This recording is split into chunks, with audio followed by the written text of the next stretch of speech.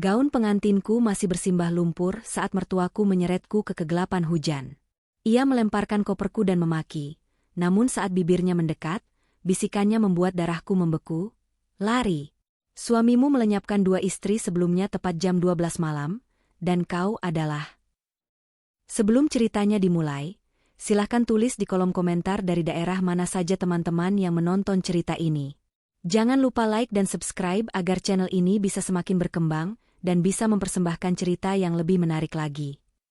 Wangi melati itu seharusnya melambangkan kesucian dan harapan baru. Namun bagi Arini, aromanya malam ini terasa begitu mencekam, seolah-olah bunga-bunga itu adalah karangan bunga duka yang dipaksakan menjadi riasan pengantin. Arini berdiri di atas pelaminan kayu jati yang diukir sangat indah di sebuah hotel kuno di jantung kota Yogyakarta. Di sampingnya, Danu Baskoro berdiri tegap. Pria itu tampak sempurna, tampan, matang di usianya yang kepala 3, dengan rahang tegas yang selalu tampak bersih dan berwibawa. Kamu cantik sekali malam ini, Rin. Akhirnya, kamu benar-benar milikku seutuhnya, bisik Danu. Suaranya rendah, jenis bariton yang dulu membuat Arini jatuh cinta dalam sekali dengar. Namun malam ini, ada nada kepemilikan yang terasa terlalu absolut. Seolah-olah Arini bukan sedang dinikahi, melainkan sedang diakuisisi sebagai aset pribadi. Arini membalas dengan senyum tipis yang dipaksakan, meski hatinya gelisah. Sejak pagi, ia merasa ada ribuan mata yang menatapnya dengan rasa kasihan yang ganjil, bukan kekaguman. Terutama para tamu dari keluarga besar Danu yang datang jauh-jauh dari desa leluhur mereka. Mereka bersalaman dengan tangan yang dingin dan gemetar, lalu cepat-cepat berlalu seolah takut tertular kutukan jika berlama-lama di dekat pengantin perempuan. Arini merasa seperti sebuah tontonan tragis daripada seorang ratu sehari. "Terima kasih, Mas," jawab Arini pelan. Tangannya yang terbungkus sarung tangan brokat putih digenggam erat oleh Danu. Terlalu erat, hingga Arini merasa tulang-tulangnya sedikit nyeri. Genggaman itu tidak terasa seperti perlindungan, melainkan seperti borgol besi yang mengunci kebebasannya untuk bernapas. Di barisan kursi keluarga, duduklah Ibu Ratna, ibu kandung Danu. Wanita itu mengenakan kebaya hitam pekat, pilihan warna yang sangat tabu dan dianggap membawa sial untuk sebuah pernikahan di adat mereka. Wajahnya tidak menunjukkan kebahagiaan sedikitpun. Kulitnya yang keriput tampak pucat pasi di bawah lampu kristal yang benderang, dan matanya yang cekung terus-menerus menatap jam dinding besar di ujung aula, seolah sedang menghitung mundur waktu yang tersisa sebelum sebuah eksekusi dimulai. Arini masih ingat saat pertama kali Danu membawanya ke rumah untuk melamar 3 bulan lalu. Ibu Ratna tidak menanyakan latar belakang keluarganya, hobi, atau pekerjaannya sebagai guru honorer. Wanita tua itu hanya menatapnya dalam-dalam dengan pandangan yang kosong dan bertanya satu hal. "Apa kamu sudah siap kehilangan semuanya, termasuk dirimu sendiri, demi anakku?" Saat itu Arini menganggapnya sebagai kiasan puitis tentang pengabdian seorang istri yang tulus. Sekarang, melihat ekspresi mertuanya yang seperti sedang melihat hantu di hari bahagianya, Arini mulai menyadari bahwa pertanyaan itu memiliki arti yang jauh lebih harfiah dan mengerikan. Ibu Ratna seolah tahu sesuatu yang tidak Arini ketahui, sebuah rahasia yang terkubur di balik senyum sempurna Danu. Pesta terus berlanjut hingga larut malam. Musik gamelan mengalun, tapi nadanya terdengar seperti rintihan panjang di telinga Arini. Setiap kali ia mencoba menyapa mertuanya untuk sekadar meminta doa restu, Ibu Ratna selalu membuang muka atau berpura-pura sibuk membetulkan kain jariknya yang tidak berantakan.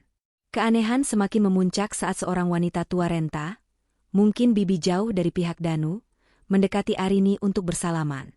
Saat jari-jari mereka bersentuhan, wanita itu meremas tangan Arini dengan sangat kuat, hingga kukunya sedikit menancap di kulit Arini.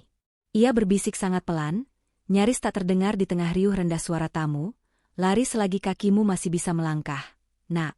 Jangan tunggu sampai jam 12 malam kedua," sebelum wanita itu ditarik paksa menjauh oleh seorang pria berwajah tegang.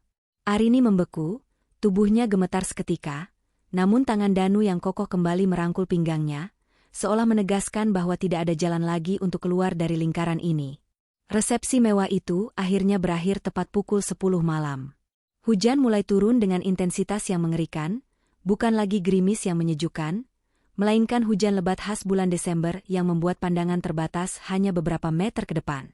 Kilat menyambar berkali-kali di langit Yogyakarta yang kelabu, memberikan kilasan cahaya putih yang menyakitkan mata. Danu memutuskan untuk tidak menginap di hotel mewah tempat acara berlangsung, meski Arini sudah sangat kelelahan. Rumah kita lebih tenang, Rin. Aku sudah menyiapkan semuanya di sana. Aku ingin malam pertama kita benar-benar menjadi milik kita tanpa gangguan staf hotel, suara bising kota, atau mata-mata yang mengintip, kata Danu sambil membukakan pintu mobil sedan hitamnya.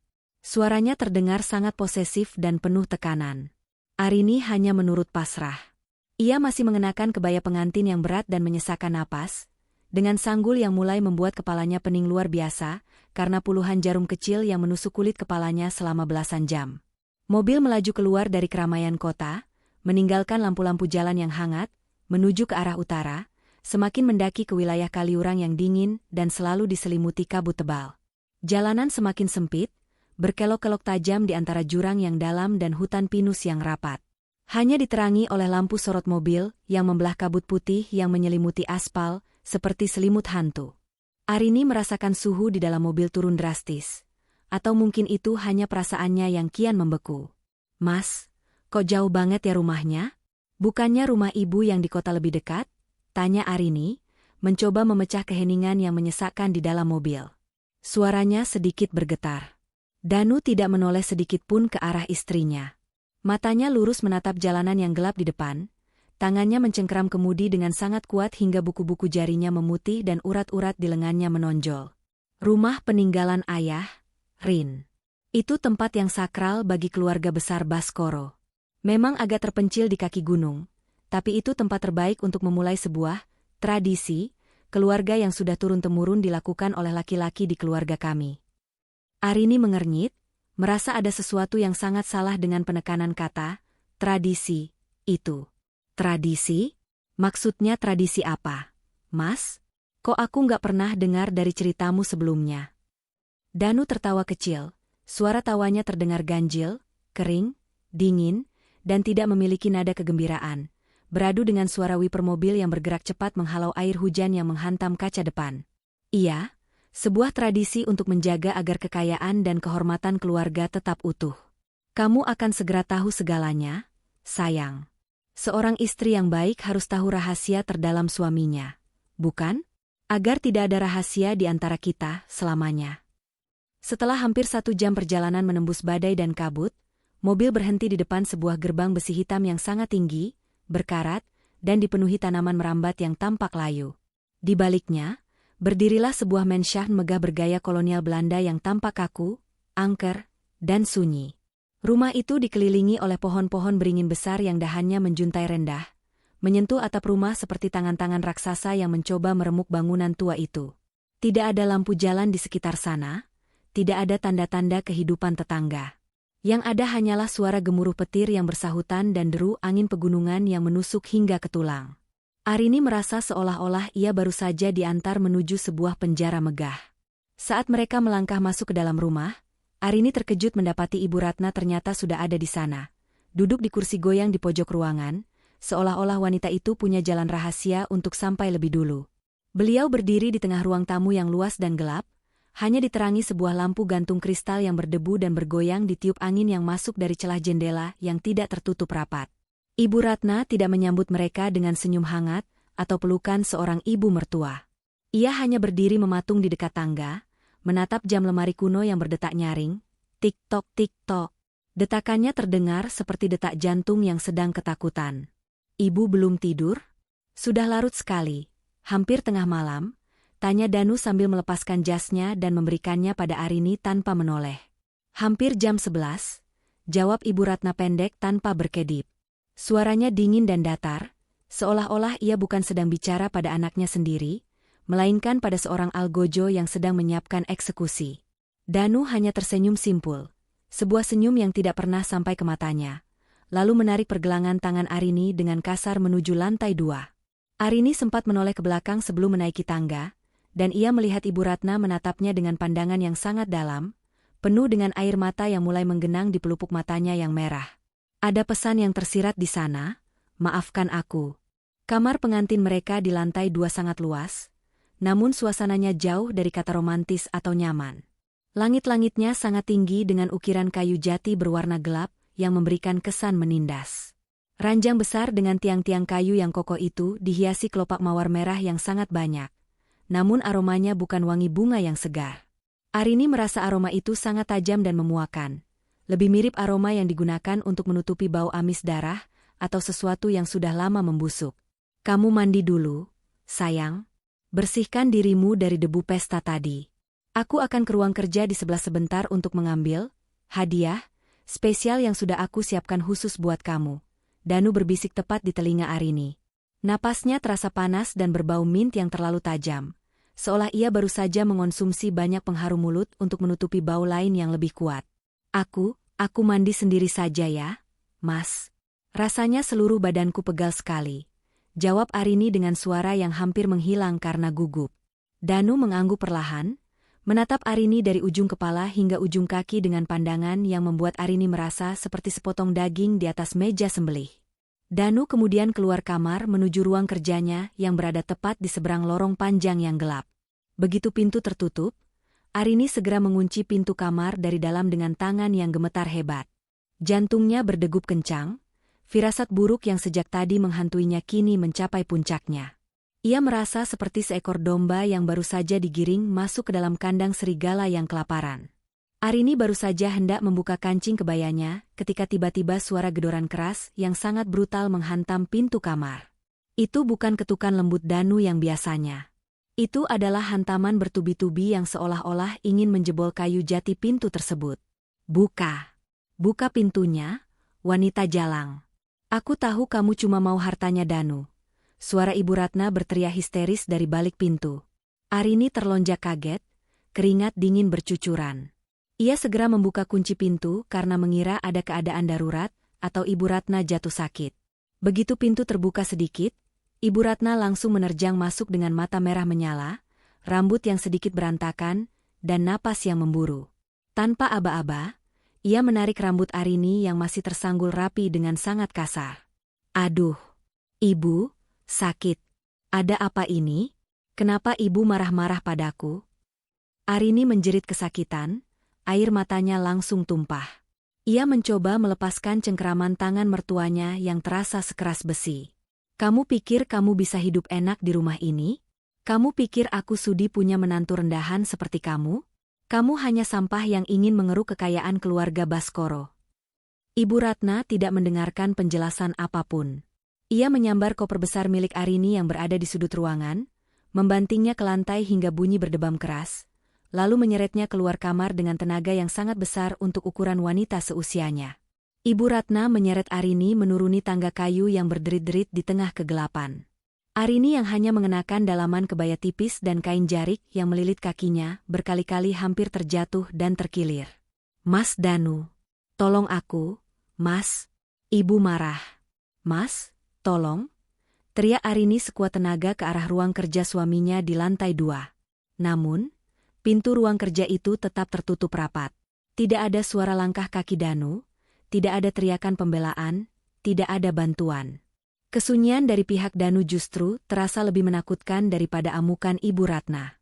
Di lantai bawah, Ibu Ratna terus menyeret Arini menuju pintu depan yang besar dan berat. Begitu pintu dibuka, angin badai yang sangat dingin dan hujan deras langsung menghantam tubuh Arini yang kecil dan rapuh. Tanpa belas kasihan sedikitpun, Ibu Ratna mendorong Arini hingga jatuh tersungkur ke atas tanah yang becek, berlumpur, dan dingin di halaman mensyahn yang gelap. Keluar. Pergi dari sini sekarang juga. Jangan pernah berani menginjakkan kaki di tanah ini lagi. Kamu perempuan murah yang hanya mengincar harta anakku. Aku sudah tahu semua sejarah busukmu di Jakarta. Teriak Ibu Ratna dengan suara melengking yang mengalahkan suara petir di langit. Koper Arini dilempar tepat ke arahnya, menghantam pundaknya hingga meninggalkan rasa nyeri yang luar biasa. Koper itu terbuka akibat hantaman tersebut, dan isinya, gaun-gaun cantik, foto-foto kenangan pernikahan mereka, dan barang-barang pribadi yang Arini banggakan, berhamburan keluar, terinjak lumpur hitam yang kotor dan langsung basah kuyup terkena hujan. Arini menangis sejadi-jadinya, meraung di tengah badai, merasa sangat terhina, hancur, dan dikhianati di malam yang seharusnya menjadi puncak kebahagiaan hidupnya. Arini bersimpuh di tengah hujan deras yang seolah menusuk-nusuk kulitnya yang hanya tertutup kain tipis. Ia memandangi pakaian pengantinnya yang putih bersih kini, berubah menjadi hitam kotor oleh lumpur. Ia merasa seperti sampah yang baru saja dibuang ke tempat pembuangan. Ibu jahat, aku salah apa sama ibu? Kenapa ibu lakukan ini di malam pertamaku? Isak Arini di sela-sela tangisnya yang mulai tersedak air hujan. Hatinya perih tak terkira, membayangkan pria yang ia cintai dan ia banggakan membiarkan ibunya memperlakukan istrinya seperti binatang hina di halaman rumah. Namun, dalam sekejap, suasana berubah secara drastis. Ibu Ratna yang tadinya tampak seperti singa yang beringas, mendadak luruh. Bahunya gemetar, dan amarah di matanya lenyap seketika. Ia berjalan mendekat ke arah Arini yang menggigil hebat di bawah siraman hujan yang kian menggila. Wanita tua itu ikut berlutut di lumpur, tepat di depan Arini yang sedang menangis sesenggukan. Ia tidak lagi memaki. Wajahnya yang tadi beringas kini dipenuhi oleh air mata yang bercampur dengan air hujan yang mengalir deras di pipinya. "Ampuni aku, Arini, demi Tuhan. Ampuni aku nak," bisik Ibu Ratna, suaranya parau, pecah, dan bergetar hebat karena ketakutan yang sangat dalam, bukan lagi karena marah. Ia mencengkeram tangan Arini dengan sangat kuat, seolah-olah itu adalah pegangan terakhirnya untuk bertahan hidup. "Ibu, maksudnya apa? Kenapa ibu mengusirku sekejam ini?" tanya Arini bingung, tubuhnya gemetar hebat antara kedinginan dan syok melihat perubahan sikap mertuanya yang mendadak. Ibu Ratna melirik dengan ngeri ke arah jendela lantai 2, ke arah ruang kerja Danu yang lampunya masih menyala temaram di balik tirai yang tertutup.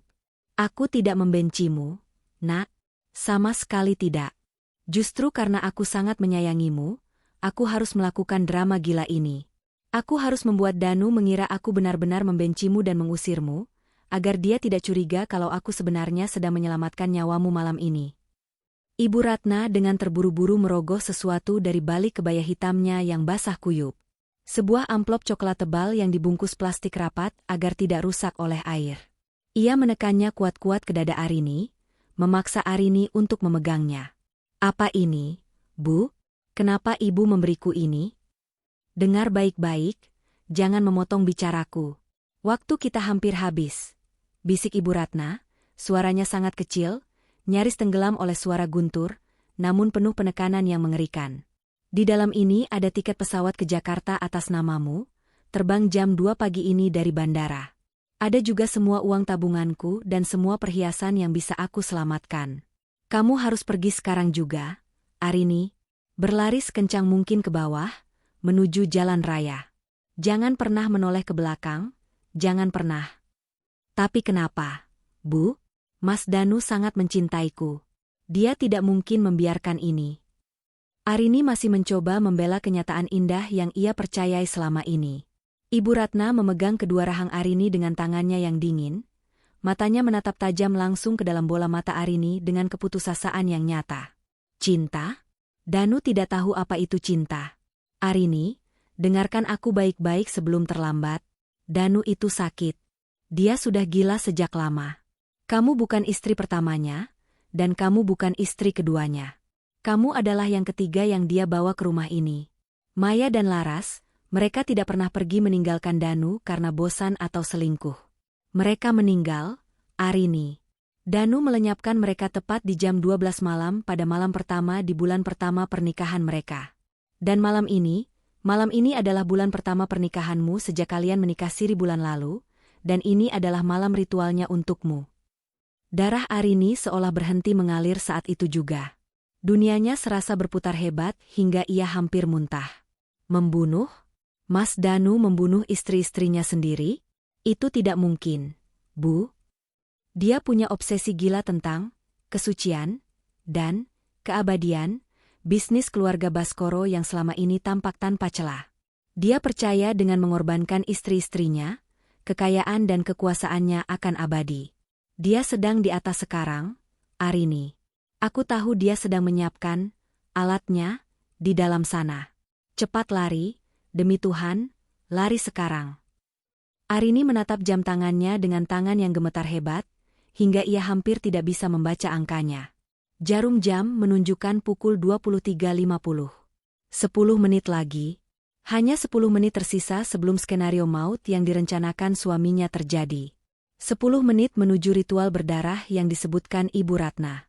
Tiba-tiba, terdengar suara gesekan logam yang sangat memuakan, seperti suara pisau yang diasah pada batu, datang dari arah balkon lantai 2 yang terbuka sedikit. Arini dan Ibu Ratna serentak mendongak ke atas dengan napas tertahan. Jantung Arini rasanya mau copot dari rongga dadanya. Di sana, di bawah cahaya lampu balkon yang remang-remang dan sesekali tertutup kabut, sosok Danu berdiri diam. Pria itu tidak lagi mengenakan kemeja pengantin atau jas mahalnya. Ia bertelanjang dada di tengah hujan yang dingin, otot-ototnya tampak tegang dan kaku. Wajahnya yang tadi sore tampak begitu lembut dan penuh senyum saat mencium kening Arini di pelaminan, kini terlihat seperti topeng porselen yang sangat dingin, pucat, dan kosong tanpa nyawa. Di tangan kanannya, ia memegang sebilah parang panjang yang sangat tajam, berkilau setiap kali kilat menyambar di langit. Arini, kenapa kamu masih di luar? Sayang, dingin sekali di sana, nanti kamu sakit. Ibu, kenapa kamu mengganggu acara rahasia kita malam ini? Biarkan Arini masuk, kita punya banyak hal yang harus diselesaikan sebelum pagi. Suara Danu terdengar sangat tenang, sangat datar, dan tidak memiliki emosi sedikitpun. Ketenangan yang sangat tidak wajar itulah yang membuat Arini merasa seperti sedang berhadapan dengan iblis yang berwujud manusia. Lari, Arini. Sekarang. Jangan pernah lihat ke belakang apapun yang terjadi. Ibu Ratna tiba-tiba berdiri dan merentangkan kedua tangannya dengan lebar, menghalangi pandangan Danu yang menatap ke bawah dari balkon, mencoba sekuat tenaga memberikan waktu beberapa detik berharga bagi menantunya untuk meloloskan diri. Arini tidak menunggu sedetik pun lagi. Dengan sisa tenaga yang ia miliki dan adrenalin yang memuncak, ia menyambar kopernya yang terbuka berantakan di lumpur, menarik asal pakaian-pakaiannya ke dalam pelukan, lalu berlari sekencang mungkin menembus kegelapan halaman Mensyahn yang luas. Kakinya yang telanjang tanpa alas kaki terasa perih luar biasa karena tergores batu-batu tajam, ranting pohon, dan kerikil kasar. Namun rasa sakit fisik itu sama sekali tidak sebanding dengan ketakutan luar biasa yang mencekik lehernya hingga ia sulit bernapas. Ia mencapai gerbang besi yang besar dan berat itu. Beruntung sekali, Ibu Ratna tadi sengaja tidak mengunci gerbang tersebut saat masuk. Arini mendorong gerbang itu hingga terbuka sedikit, lalu menyelinap keluar dan langsung masuk ke dalam hutan pinus yang gelap gulita di sisi jalan, setapak menuju jalan raya utama. Ia tidak berani berlari di jalanan terbuka, karena takut Danu akan dengan mudah melihatnya.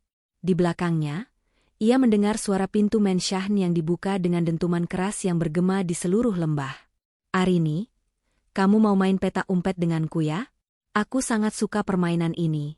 Tapi ingat sayang, jam 12 malam semuanya harus sudah selesai. Kamu tidak bisa bersembunyi selamanya dari suamimu sendiri. Suara Danu menggema di antara pepohonan pinus, suaranya terdengar makin dekat dan stabil, seolah ia sedang berjalan santai mengikuti mangsanya. Arini terus berlari dan berlari, napasnya tersengal-sengal, paru-parunya terasa seperti mau meledak karena kekurangan oksigen. Ia berkali-kali tersungkur di atas semak berduri, wajahnya tergores ranting, namun ia segera bangkit lagi tanpa mempedulikan luka-lukanya. Lumpur hitam kini menutupi hampir seluruh tubuh dan wajahnya. Ia tidak peduli lagi pada harga diri atau penampilan, ia hanya ingin satu hal, tetap hidup. Hingga akhirnya, setelah apa yang terasa seperti berjam-jam berlari, ia melihat cahaya lampu yang sangat redup dari kejauhan di bawah bukit. Itu adalah jalan raya. Arini mempercepat langkahnya, meluncur turun dari tebing tanah yang licin hingga pakaian dalamnya robek-robek. Sebuah truk pengangkut sayur besar sedang melaju lambat karena kabut tebal yang menutupi jalanan. Arini nekat berdiri di tengah jalan, melambaikan tangan dengan histeris dan berteriak sekuat tenaga di bawah guyuran hujan yang kian menggila. Truk itu berhenti mendadak dengan suara decitan rem yang sangat nyaring, berhenti hanya beberapa sentimeter dari tubuh Arini. Arini segera berlari ke pintu kabin dan menggedor-gedornya dengan gila. "Tolong, Pak, tolong saya. Ada orang gila mau membunuh saya di atas sana. Tolong bawa saya pergi dari sini sekarang juga." Teriak Arini histeris, wajahnya pucat pasi seperti mayat. Sopir truk yang kaget setengah mati melihat wanita dengan sisa-sisa riasan pengantin yang hancur, penuh lumpur, dan berdarah segera membukakan pintu kabin. Begitu Arini berhasil naik dan duduk di kursi penumpang yang hangat, ia menoleh ke arah hutan tempat ia baru saja keluar. Di pinggir jalan, di bawah bayangan pohon besar yang menyeramkan, ia melihat sosok Danu berdiri diam mematung. Pria itu tidak mengejar hingga ke jalan raya. Ia hanya berdiri di sana dengan tenang, memegang parangnya yang berlumuran air hujan, dan perlahan-lahan ia mengangkat tangannya, menunjukkan sebuah jam saku kuno yang terbuka ke arah Arini. Tepat saat truk itu menginjak gas dan melaju kencang menjauh, Arini melihat jarum jam di dashboard truk berpindah tepat ke angka pukul 00. Arini jatuh pingsan di kursi penumpang karena syok yang teramat sangat. Sementara di dalam genggamannya yang kaku, amplop coklat dari Ibu Ratna tetap ia peluk sangat erat di dadanya. Sebuah tiket menuju kehidupan yang baru, atau mungkin awal dari perburuan yang jauh lebih mengerikan. Guncangan truk sayur itu terasa seperti ayunan maut bagi Arini yang setengah sadar di kursi penumpang. Aroma kol yang mulai layu, tanah basah yang menempel pada bak truk, dan bau bensin yang menyengat memenuhi kabin sempit itu. Bau-bau itu beradu dengan wangi melati yang masih menempel di rambutnya. Wangi yang kini ia benci setengah mati karena mengingatkannya pada malam yang nyaris merenggut nyawanya. Setiap kali truk menghantam lubang jalanan yang rusak, Arini tersentak kaget. Tangannya secara refleks mencengkeram erat amplop coklat dari Ibu Ratna yang kini sudah sedikit lecek karena peluh dan air hujan. Saat matahari mulai mengintip malu-malu di ufuk timur Jakarta yang selalu diselimuti polusi kelabu, truk itu akhirnya menepi di sebuah terminal bus di pinggiran kota yang sudah mulai menggeliat dengan hiruk-pikuk pedagang asongan. Sopir truk, seorang pria parubaya bernama Pak Kumis, menatap Arini melalui spion tengah dengan tatapan penuh iba. Ia melepaskan jaket denimnya yang sudah pudar dan memberikannya pada Arini. "Neng, tutupi bajunya. Orang-orang bakal curiga lihat pengantin dengan baju robek dan penuh lumpur pagi-pagi begini. Dunia ini kejam, Neng," ucap Pak Kumis pelan sambil memberikan sebotol air mineral yang masih segel. Arini mengangguk lemah, tangannya gemetar saat menerima air itu. "Terima kasih, Pak. Bapak sudah menyelamatkan nyawa saya. Saya nggak tahu Neng habis ngalamin apa, tapi kalau mau ke kantor polisi, terminal ini ada posnya di ujung sana," lanjut Pak Kumis. Arini menggeleng dengan cepat, matanya menyiratkan ketakutan yang sangat mendalam. "Jangan, Pak. Jangan polisi dulu. Suami saya, dia punya koneksi di mana-mana. Kalau saya muncul di depan umum sekarang, saya takut nggak akan pernah sampai ke pintu kantor polisi itu hidup-hidup." Dengan langkah gontai dan kaki yang masih terbungkus perban darurat dari kain robek yang ia temukan di truk, Arini turun. Ia segera mencari wartel yang tersisa di pojok terminal. Sebuah tempat yang jarang dikunjungi orang di era ponsel pintar ini. Ia memasukkan koin dengan tangan yang masih bergetar hebat. Ia menghubungi satu-satunya orang yang ia percayai di kota ini, Santi, sahabat masa kecilnya yang bekerja sebagai staf administrasi di sebuah rumah sakit. "San, ini aku, Arini. Tolong aku, San.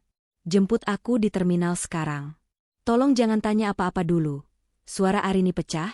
Tangisnya yang tertahan sejak tadi malam akhirnya tumpah di bilik wartel yang pengap itu. 1 jam kemudian, sebuah mobil tua berwarna merah marun berhenti dengan suara rem yang mencit di depan terminal. Santi keluar dengan wajah yang nyaris pucat pasi. Ia hampir tidak mengenali Arini. Arini yang dulu ceria kini tampak seperti kerangka yang dibungkus jaket kebesaran. Wajahnya kusam oleh lumpur kering yang mulai mengelupas, dan matanya menunjukkan trauma yang sangat dalam. Seperti orang yang baru saja melihat neraka dengan mata kepalanya sendiri. "Rin, demi Tuhan, apa yang terjadi sama kamu? Bukannya kemarin kamu baru saja resepsi megah di Jogja?" jerit Santi sambil memeluk sahabatnya itu erat-erat di tengah keramaian terminal. Arini tidak bisa menjawab. Ia hanya bisa menangis di bahu Santi, sementara orang-orang di terminal mulai menatap mereka dengan penuh tanya. Di dalam mobil menuju apartemen kecil Santi di kawasan Tebet, Arini mulai berani membuka amplop dari Ibu Ratna. Isinya mengejutkan, tumpukan uang tunai puluhan juta rupiah, beberapa perhiasan emas kuno, dan sebuah catatan kecil yang ditulis terburu-buru dengan tinta yang hampir luntur terkena air hujan. "Cari alamat ini di Jakarta Timur. Ini rumah orang tua Laras." Hanya mereka yang tahu bagaimana semua ini bermula. "Hati-hati, Arini. Danu punya mata di mana-mana. Jangan pernah aktifkan ponsel pribadimu." Apartemen Santi di lantai 9 terasa seperti benteng perlindungan, namun bagi Arini, itu hanyalah penjara jenis lain. Langit Jakarta yang abu-abu dari balik jendela kaca, seolah sedang menertawakan kemalangannya. Arini menghabiskan waktu hampir 1 jam di bawah pancuran air hangat, menggosok kulitnya dengan sabun berkali-kali hingga kulitnya memerah dan perih. Ia ingin menghilangkan setiap inci jejak sentuhan Danu, setiap aroma mawar yang seolah telah menyerap masuk ke dalam pori-porinya dan menjadi bagian dari dirinya. Namun, trauma itu tidak bisa hilang hanya dengan sabun. Setiap kali ia memejamkan mata di bawah siraman air, ia kembali melihat bayangan Danu berdiri di balkon Mensyahn dengan parang panjang dan jam saku yang berdetak nyaring. Tik-tok tik-tok. Suara itu seolah bergema di dalam kepalanya, tidak mau berhenti. Rin, makan dulu. Kamu dari tadi pagi cuma minum air putih. Nanti kamu pingsan. Santi menyodorkan semangkuk sup hangat, namun Arini hanya menatapnya kosong. Pikirannya melayang jauh ke Yogyakarta, ke arah Ibu Ratna yang mungkin sekarang sedang menanggung amarah Danu. Arini kemudian memaksa dirinya duduk di depan laptop Santi. Jarinya yang masih gemetar mulai mengetik nama yang paling ia benci di mesin pencari, Danu Baskoro. Hasil pencarian menampilkan sosok Danu yang sempurna, pengusaha muda yang sukses di bidang ekspor-impor furnitur, dermawan yang sering menyumbang ke panti asuhan, dan pewaris tunggal kerajaan bisnis Baskoro Group yang disegani. Namun, saat Arini menambahkan kata kunci, Maya Baskoro, dan Larasati, dunia digital seolah membisu 1000 bahasa. Tidak ada jejak pernikahan mereka di media sosial, tidak ada foto-foto kemesraan yang tersisa. Lihat ini, San. Arini menunjuk sebuah tautan berita kecil di koran digital lokal Yogyakarta dari 4 tahun lalu yang terkubur di halaman belakang hasil pencarian. Judulnya, Keluarga Baskoro berduka, Maya meninggal karena serangan jantung. Di sini tertulis dia meninggal tepat sebulan setelah pernikahan mereka. Maya saat itu baru 24 tahun, dia atlet tenis kampus. Mana mungkin serangan jantung mendadak tanpa riwayat medis. Santi mendekat ke arah layar, wajahnya ikut menegang. Dan lihat Larasati ini, Rin. Aku cari di forum-forum gosip lama di Yogyakarta. Ada desas-desus kalau dia hilang secara misterius setelah 30 hari menikah. Tapi Danu memberikan pernyataan ke publik kalau Laras kabur dengan mantan pacarnya ke luar negeri, membawa sejumlah uang perusahaan. Tapi anehnya, tidak pernah ada laporan resmi ke kepolisian tentang pencurian itu. Danu seolah-olah membiarkannya begitu saja. Tiba-tiba, ponsel Santi yang tergeletak di meja kayu itu bergetar hebat. Sebuah nomor asing masuk. Santi menatap Arini dengan ragu, lalu mengangkatnya dan menyalakan speakerphone. Halo, suara Santi bergetar. Santi, aku tahu istriku yang cantik ada bersamamu. Suara itu sangat tenang, sangat sopan, namun dinginnya merambat hingga ke tulang belakang. Itu adalah suara Danu. Suara yang dulu terdengar romantis kini terdengar seperti suara kematian. Katakan pada Arini, jam sakunya masih berdetak. Aku sudah menyiapkan kamar baru yang lebih tenang untuknya di bawah tanah Mensyahn ini. Sampaikan salamku untuknya. Jangan lari terlalu jauh, itu hanya akan membuatnya makin lelah saat aku menjemputnya nanti. Klik. Sambungan terputus secara sepihak. Santi hampir menjatuhkan ponselnya ke lantai. Dia tahu kamu di sini, Rin. Padahal aku nggak bilang siapa-siapa, bahkan orang tuaku pun nggak tahu. Dia melacak sinyal ponselmu saat kamu menjemputku tadi, atau mungkin dia punya orang suruhan yang sudah menunggu di terminal, bisik Arini dengan wajah pucat pasi. Ibu Ratna benar, Danu punya mata di mana-mana. Dia bukan cuma gila, dia punya kekuatan untuk melacak siapa saja. Kita harus pergi dari sini, San. Apartemen ini sudah tidak aman lagi. Arini sadar bahwa terus berlari tanpa tujuan hanya akan membuatnya tertangkap dengan cepat. Ia harus mulai menyerang balik, dan serangan itu dimulai dengan mencari kebenaran. Dengan menyamar menggunakan wig pendek berwarna coklat dan kacamata hitam milik Santi, mereka berangkat menuju alamat yang diberikan Ibu Ratna di daerah Jakarta Timur. Alamat itu membawa mereka ke sebuah perkampungan padat penduduk di pinggiran sungai yang kumuh, tempat yang sangat kontras dengan kemewahan Mensyahn Danu di Kaliurang. Mereka berhenti di depan sebuah rumah kecil yang sangat sederhana, dengan cat dinding yang sudah mengelupas dan atap seng yang berkarat. Di terasnya yang sempit, seorang pria tua duduk di kursi roda yang sudah karatan, menatap kosong ke arah jalanan yang becek oleh air selokan. Namanya Pak Subroto. Permisi, apakah benar ini kediaman Bapak Subroto? Orang tua dari Larasati? Tanya Arini dengan suara lirih yang hampir tenggelam oleh suara bising motor yang lewat. Pria tua itu menoleh perlahan. Matanya yang kuyu dan menguning tiba-tiba berkaca-kaca saat Arini menunjukkan selembar foto Laras yang ia temukan terselip di dalam catatan Ibu Ratna. "Siapa kalian? Apa kalian teman Laras?" Dia sudah sangat lama nggak kirim kabar secara langsung. Cuma surat-surat itu. Seorang wanita parubaya dengan wajah yang guratan kesedihannya sangat dalam, Ibu Aminah, keluar dari dalam rumah dengan wajah curiga. Namun setelah melihat Arini yang menangis dan menceritakan bahwa dirinya adalah istri baru Danu yang nyaris dibunuh, pertahanan Ibu Aminah runtuh seketika. Ia mengajak mereka masuk ke ruang tamu yang hanya berisi satu set kursi plastik dan kalender lama yang tidak diganti. "Kami sudah lelah dibohongi, Neng," isak Ibu Aminah sambil menyuguhkan teh tawar. "Setiap bulan, kami memang menerima surat yang katanya dari Laras. Isinya selalu sama. Dia bilang kalau dia sangat bahagia tinggal di luar negeri bersama Danu. Dia bilang dia belum bisa pulang karena bisnis furnitur mereka sangat sibuk. Danu juga rutin mengirimkan uang 10 juta setiap tanggal 1 ke rekening Bapak untuk biaya pengobatan. Kami pikir, anak kami memang sedang sukses di sana." Arini mengerutkan kening, rasa curiganya makin kuat. "Boleh saya lihat surat-suratnya, Bu?" Ibu Aminah mengambil sebundel surat dari lemari kayu yang sudah lapuk. Arini membukanya satu persatu dengan teliti. Kalimatnya memang manis dan penuh perhatian, tapi ada satu hal yang janggal bagi seorang wanita sesama istri. "Bu, perhatikan tanda tangannya. Di foto yang saya bawa ini, huruf L pada nama Laras memiliki lekukan kecil ke bawah yang sangat khas.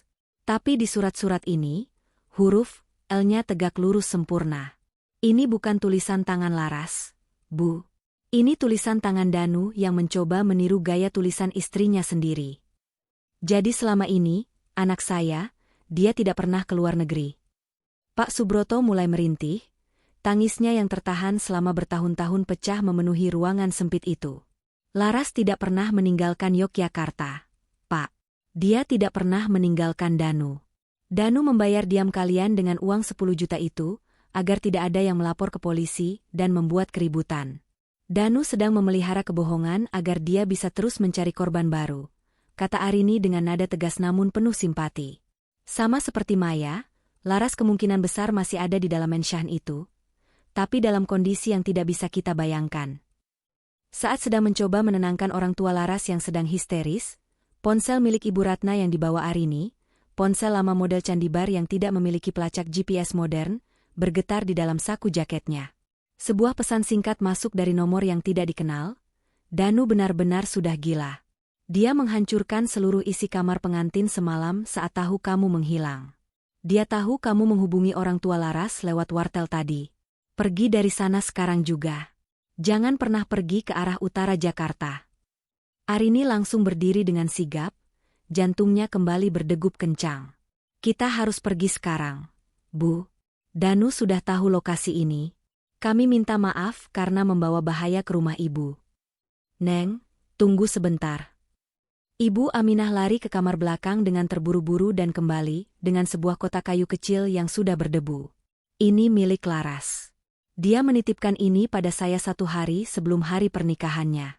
Dia bilang, kalau suatu hari ada orang yang datang menanyakan dirinya dengan wajah ketakutan, berikan kotak ini.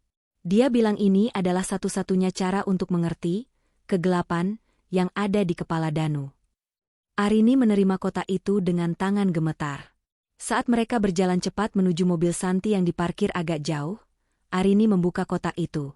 Isinya adalah sebuah kunci perak kecil yang bentuknya sangat unik, dan sebuah buku harian bersampul kulit merah.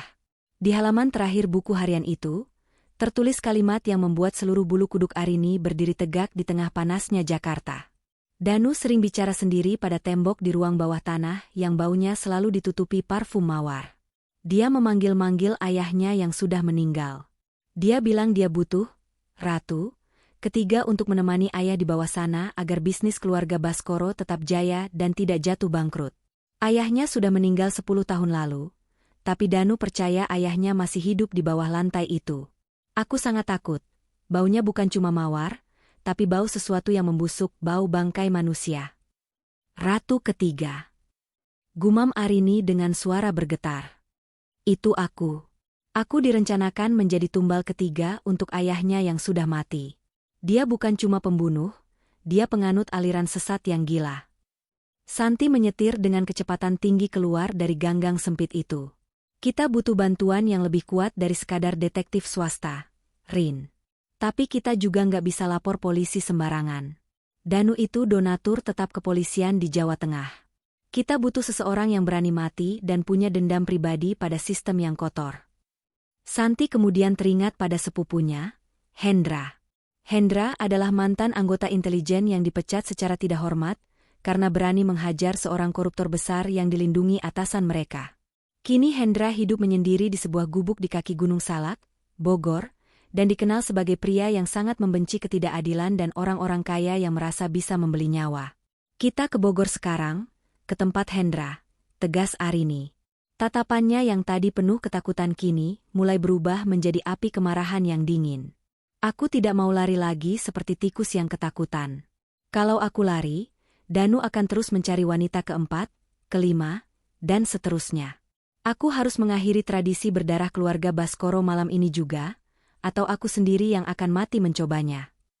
Pelarian mereka menuju Bogor ternyata tidak semudah yang dibayangkan. Saat mobil Santi melaju di jalan tol lingkar luar Jakarta, Jor, sebuah mobil SUV hitam besar dengan kaca film yang sangat gelap mulai membuntuti mereka secara terang-terangan. Mobil itu tidak berusaha menyalip, melainkan terus menjaga jarak beberapa meter di belakang, seolah sedang mempermainkan mental mereka. San. Mobil SUV hitam itu, dia sudah ada di belakang kita sejak dari pintu tol tadi. Teriak Arini sambil sesekali menoleh ke belakang dengan panik. Santi melirik spion dan mengumpat. Ia memacu gasnya hingga 130 km per jam, mencoba bermanuver di antara truk-truk besar. Pegang yang erat, Rin. Aku akan mencoba keluar di pintu tol berikutnya yang paling ramai. SUV itu ternyata sangat agresif. Ia mulai memepet mobil merah marun Santi ke arah pembatas jalan beton. Suara gesekan logam sempat terdengar saat SUV itu menyenggol bumper belakang mereka. Arini menjerit, ia merasa maut sedang mengejarnya dalam wujud kendaraan lapis baja. Turunkan kaca. Aku akan coba melempar sesuatu, teriak Arini, tapi ia sadar ia tidak punya apa-apa selain buku harian laras yang sangat berharga. Di salah satu persimpangan tol yang macet, SUV itu berhasil memotong jalur mereka dan berhenti melintang di tengah jalan. Dua pria berbadan tegap dengan jaket kulit hitam dan potongan rambut cepat turun dari mobil. Salah satunya memegang sebilah pisau lipat yang ia mainkan di tangannya dengan wajah tanpa ekspresi. Turun sekarang. Mbak Arini, Tuan Danu cuma mau Mbak pulang baik-baik ke Yogyakarta. Jangan buat masalah ini makin sulit buat kami. Teriak salah satu pria itu sambil menggedor kaca jendela mobil Santi dengan sangat keras hingga kaca itu tampak retak. Arini melihat jam di tangannya. Masih siang bolong, di tengah jalan tol Jakarta yang ramai, tapi orang-orang Danu sudah berani bertindak sejauh ini tanpa rasa takut akan hukum. Ini membuktikan betapa besar kekuasaan dan uang yang dimiliki suaminya. Mundur, San. Mundur sekarang. Tabrak saja kalau perlu, perintah Arini dengan suara yang lantang. Santi melakukan manuver mundur yang sangat ekstrim, menabrak beberapa sepeda motor pengantar barang yang ada di belakangnya, lalu memutar arah dengan nekat masuk ke jalur lawan yang untungnya sedang sepi karena ada pengerjaan jalan. Mereka masuk ke dalam ganggang sempit di daerah pemukiman pada Tambora, sebuah labirin hutan beton di mana SUV besar itu akan kesulitan untuk bermanuver. Mereka berhasil meloloskan diri setelah masuk ke dalam area pasar tradisional yang sangat macet dan semrawut, membuat para pengejar mereka kehilangan jejak di tengah kerumunan pedagang kaki lima. Arini memutuskan untuk turun dari mobil di sebuah stasiun kereta api kecil yang kumuh, untuk mengelabui para pengejar. San, kamu pulanglah ke apartemen. Tapi jangan tidur di sana. Menginaplah di rumah temanmu yang tidak dikenal Danu. Kamu dalam bahaya besar kalau terus bersamaku, kata Arini sambil memeluk sahabatnya itu dengan erat. Air mata haru mengalir di pipi keduanya. Enggak, Rin, aku nggak bakal biarkan kamu sendirian menghadapi monster itu. Kita sudah sejauh ini, bantah Santi. Kamu sudah melakukan lebih dari cukup.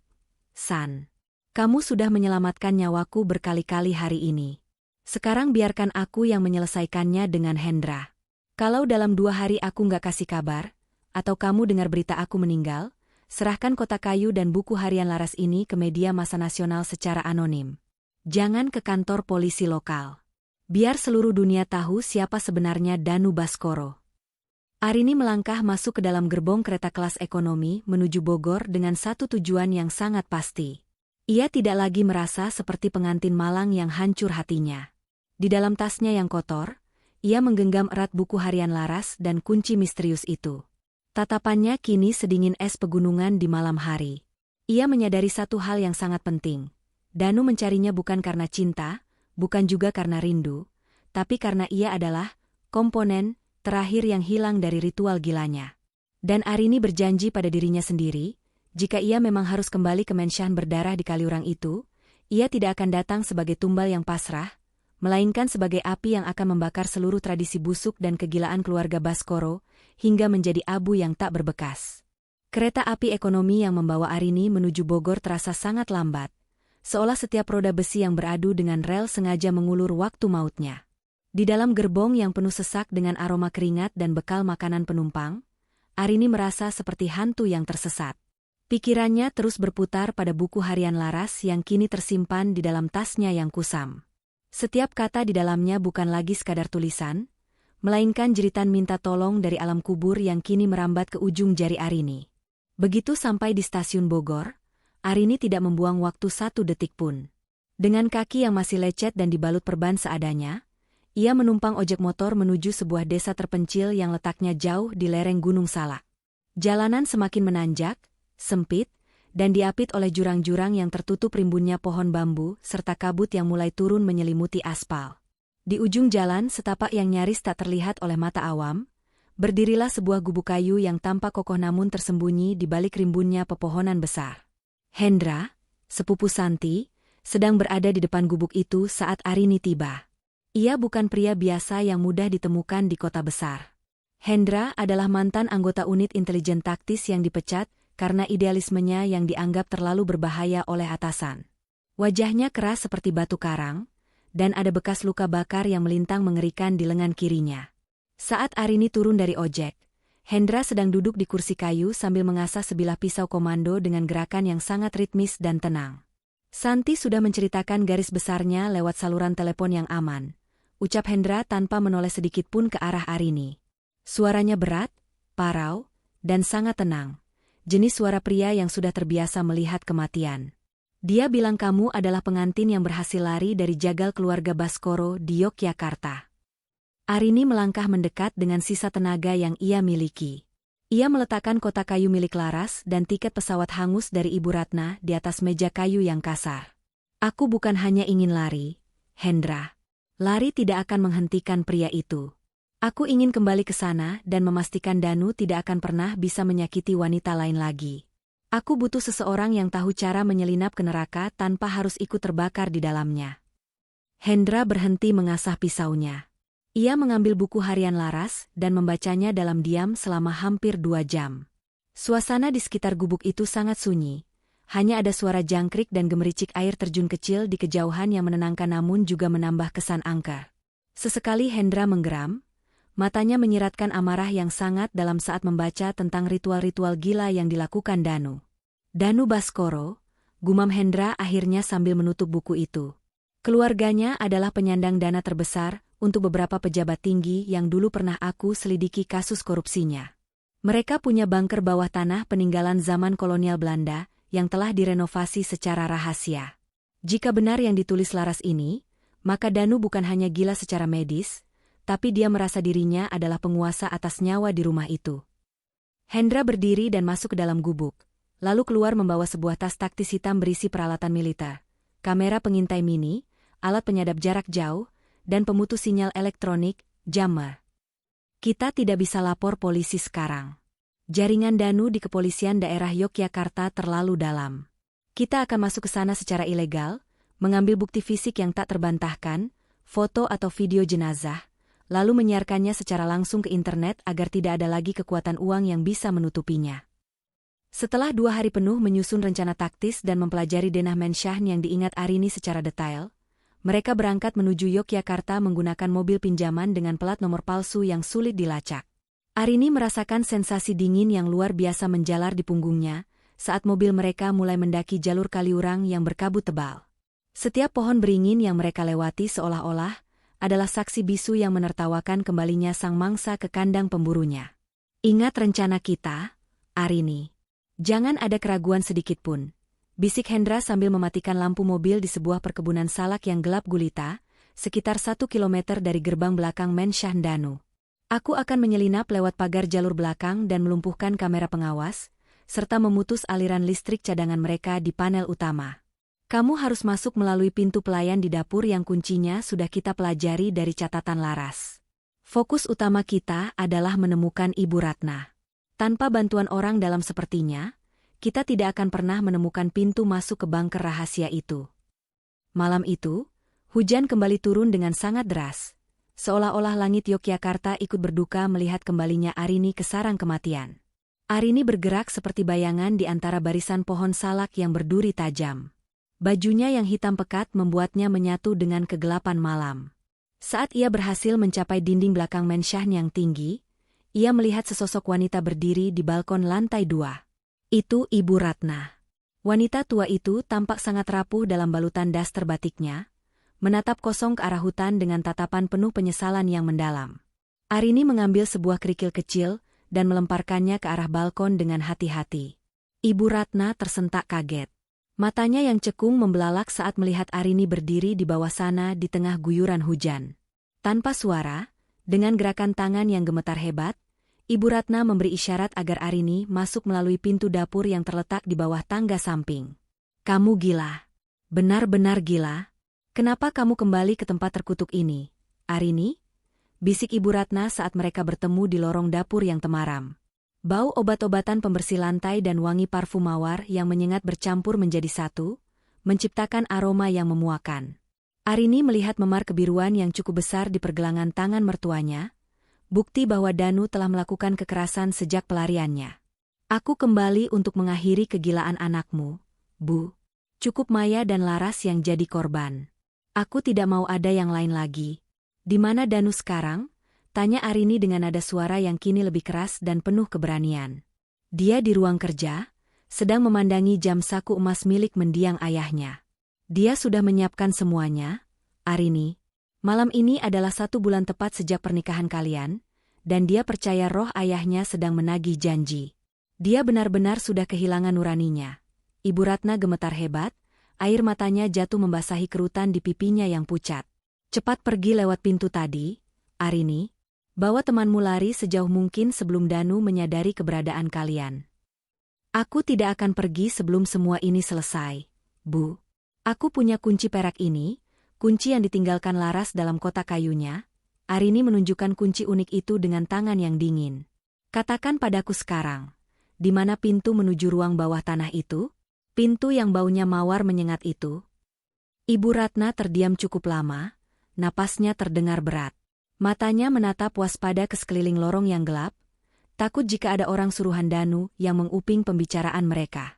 Akhirnya, dengan langkah yang diseret seolah memikul beban ribuan ton, ia membimbing Arini menuju sebuah perpustakaan besar yang dindingnya tertutup oleh ribuan buku tua bersampul kulit domba. Di pojok ruangan, di balik sebuah rak buku kayu jati raksasa yang tampak tak pernah digeser selama puluhan tahun, terdapat sebuah pintu kayu kecil yang diukir dengan motif tanaman merambat yang rumit. Bau parfum mawar di sini sangat luar biasa tajam, seolah-olah ribuan botol parfum telah ditumpahkan di ruangan ini. Bau itu begitu pekat, hingga membuat paru-paru Arini terasa sesak. Ia menyadari bahwa bau ini hanyalah topeng untuk menyembunyikan sesuatu yang jauh lebih busuk di baliknya. Gunakan kunci itu pada lubang yang tersembunyi di bawah ukiran kepala singa di dinding kanan ini, perintah Ibu Ratna dengan suara yang hampir menghilang di telan keheningan perpustakaan. Saat Arini memasukkan kunci perak itu dan memutarnya 2 kali ke arah kanan, terdengar suara mekanisme besi yang sangat berat bergeser di balik dinding perpustakaan. Sebagian lantai marmer di tengah ruangan perlahan turun dan terbuka ke samping, menyingkap sebuah tangga batu kuno yang sempit dan curam menuju kegelapan total di bawah sana.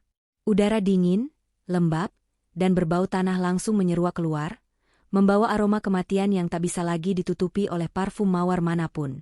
Arini turun perlahan-lahan dengan menyalakan lampu senter kecil dari ponsel cadangannya. Setiap anak tangga yang ia injak terasa licin dan sangat dingin. Di bawah sana, ia menemukan sebuah ruangan luas yang sangat rapi namun mengerikan secara visual. Dindingnya tidak dicat, melainkan dipenuhi oleh ratusan foto Maya dan Laras dalam berbagai ukuran yang dipasang dalam bingkai emas mahal, seolah-olah mereka adalah koleksi museum yang sangat berharga bagi sang pemilik. Di tengah ruangan yang luas itu, terdapat sebuah meja altar besar dari batu marmer hitam yang dikelilingi oleh ribuan kelopak mawar kering yang sudah berubah warna menjadi kecoklatan dan rapuh. Namun, yang membuat jantung Arini seolah berhenti berdetak adalah apa yang ada di balik altar itu. Dua peti mati dari kaca tebal yang berisi jenazah wanita yang telah diawetkan dengan sangat sempurna menggunakan cairan kimia tertentu. Maya dan Laras. Mereka mengenakan pakaian pengantin lengkap yang sangat mewah, dengan mahkota di kepala mereka. Wajah mereka dipulas riasan tebal, lipstik merah menyala dan bedak putih, yang justru memberikan kesan horor yang luar biasa untuk menutupi kenyataan bahwa mereka hanyalah tumpukan daging tanpa nyawa yang kaku. Dan di samping mereka, terdapat satu peti mati kaca lagi yang masih kosong, namun sudah terbuka. Di atas peti kosong itu, tertempel sebuah papan nama kecil dari emas yang diukir dengan sangat rapi. Arini Baskoro. Indah sekali, bukan? Kalian bertiga akan menjadi ratu abadi yang menjaga kejayaan dan kekayaan keluarga Baskoro untuk 1000 tahun ke depan. Suara itu datang tiba-tiba dari kegelapan di sudut ruangan yang tak terjangkau cahaya senter. Arini berbalik dengan cepat dan melihat Danu berdiri di sana. Pria itu mengenakan kemeja putih bersih tanpa noda, memegang jam saku emasnya yang terus berdetak nyaring. Tik-tok, tik-tok. Wajah Danu tampak bercahaya di bawah temaram lampu bunker. Sebuah cahaya yang bukan berasal dari kebaikan, melainkan dari kegilaan murni yang sudah mendarah daging. Sebelum Arini sempat melarikan diri kembali ke tangga batu, dua pria berbadan tegap dengan tatapan mata kosong, orang suruhan Danu yang sama dengan yang mengejarnya di Jakarta, muncul dari balik pilar batu dan langsung meringkus kedua tangan Arini dengan kasar hingga ia menjerit kesakitan. Arini berteriak memanggil nama Hendra sekuat tenaga, namun tidak ada jawaban sama sekali dari arah atas. Hendra yang seharusnya memberikan sinyal keamanan atau melakukan pengalihan tidak kunjung muncul, membuat harapan Arini hancur berkeping-keping dalam sekejap. Hendra temanmu itu sedang beristirahat dengan tenang di taman belakang, Arini.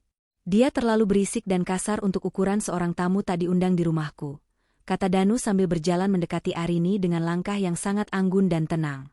Ia menyentuh pipi Arini dengan punggung tangannya yang terasa sangat dingin, sedingin es kutub yang membekukan darah. Kamu pikir kamu bisa lari dariku dengan bantuan mantan mata-mata pecundang itu? Di keluarga Baskoro, wanita adalah persembahan suci yang harus dijaga keberadaannya. Ayahku merasa kesepian di alam sana setelah ibu mulai menua, dan sebagai anak yang berbakti, aku memberikan yang terbaik untuk menemaninya di singgasana bawah tanah ini. Danu kemudian memberikan isyarat pada anak buahnya untuk mengikat Arini di sebuah kursi besi berat yang kakinya tertanam kuat di lantai semen pojok bunker. Tangannya ditarik ke belakang dan diikat dengan rantai besi kecil yang sangat kuat hingga melukai kulitnya. Danu mulai menyalakan lilin-lalin besar beraroma mawar di sekeliling altar batu marmer hitam itu, satu persatu dengan gerakan yang sangat hikmat. Malam ini adalah malam yang sangat spesial dalam sejarah keluarga kita, Arini. Tepat jam 12 malam nanti, roh ayahku akan bangkit dari bawah lantai ini untuk menyambut menantu ketiganya yang paling berani dan keras kepala ini. Kamu harus merasa terhormat, karena tidak semua wanita di dunia ini memiliki kesempatan untuk menjadi abadi dalam kecantikan seperti Maya dan Laras, ucap Danu sambil mengelus permukaan peti mati kaca milik Maya dengan penuh kasih sayang yang menyimpang. Arini mencoba memberontak dengan gila-gilaan, menendang-nendangkan kakinya dan menarik-narik rantainya. Namun rantai itu justru makin menjepit dan melukai pergelangan tangannya hingga berdarah. Ia menatap ke arah peti mati kaca kosong yang sudah disiapkan untuknya dengan perasaan mual yang luar biasa. Ia menyadari sepenuhnya bahwa suaminya bukan hanya seorang pembunuh berdarah dingin yang sakit jiwa, melainkan penganut ajaran sesat yang benar-benar percaya bahwa tumbal nyawa manusia adalah kunci untuk mempertahankan kekayaan dan kejayaan bisnis keluarganya agar tidak pernah jatuh bangkrut. Ibu Ratna kemudian masuk ke dalam bunker dengan langkah gontai dan wajah yang seputih kapas, membawa sebuah nampan perak yang berisi cangkir kecil mengeluarkan uap panas berbau aneh seperti ramuan herbal yang sangat pahit. Minumkan ini padanya, Ibu, agar dia bisa tertidur dengan tenang dan cantik sebelum proses ritual pemindahan roh dimulai tepat di jam tengah malam. Aku tidak ingin dia berteriak atau merusak riasan wajahnya saat aku mulai memprosesnya untuk dimasukkan ke dalam kotak kaca itu. Perintah Danu tanpa menoleh sedikitpun, matanya tetap terpaku secara obsesif pada jarum jam saku di tangannya yang terus bergerak menuju angka 12. Ibu Ratna mendekati Arini dengan tangan yang bergetar hebat, hingga cangkir di atas nampan itu berdenting-denting. Saat ia menyodorkan cangkir itu ke bibir Arini, ia memberikan tekanan kecil pada tangan Arini yang tersembunyi, dan menatapnya dengan pandangan penuh kode rahasia. Di bawah nampan perak itu, Ibu Ratna ternyata telah menyembunyikan sebuah pisau lipat kecil yang tajam. Dengan gerakan yang sangat cepat dan halus, ia menyelipkan pisau itu ke dalam saku gaun hitam yang dikenakan Arini tanpa terlihat oleh Danu maupun kedua penjaganya yang berdiri di dekat pintu. "Maafkan ibu, nak. Maafkan ibu yang pengecut dan tidak berguna ini selama bertahun-tahun," bisik Ibu Ratna dengan suara yang sangat halus, hampir seperti desisan angin yang tertutup oleh suara Danu yang mulai merapalkan doa-doa dalam bahasa kuno yang tidak Arini mengerti di depan altar batu. Danu mulai kehilangan kendali atas akal sehatnya seiring berjalannya waktu. Ia mulai menari-nari kecil dengan gerakan yang aneh di antara peti mati Maya dan Laras, seolah-olah sedang berdansa dengan hantu-hantu masa lalunya yang ia anggap masih hidup. Ia mengambil sebuah pisau ritual panjang dengan ukiran perak yang sangat tajam dari atas altar batu, dan mulai mengasahnya perlahan pada pinggiran meja marmer hitam. Suara gesekan logam srek-srek-srek itu menggema dengan sangat mengerikan di seluruh bangka, menciptakan irama ketakutan yang sempurna yang menyayat nyali Arini hingga ke dasar terdalam. "Tinggal 10 menit lagi menuju tengah malam yang agung, Arini," ucap Danu sambil tersenyum lebar hingga memperlihatkan giginya yang rapi namun memberikan kesan predator. Ia menatap jam sakunya dengan penuh pemujaan. "Jangan takut, sayang. Setelah proses penyucian ini selesai, kamu tidak akan pernah merasakan sakit lagi. Kamu tidak akan pernah menua atau menjadi keriput.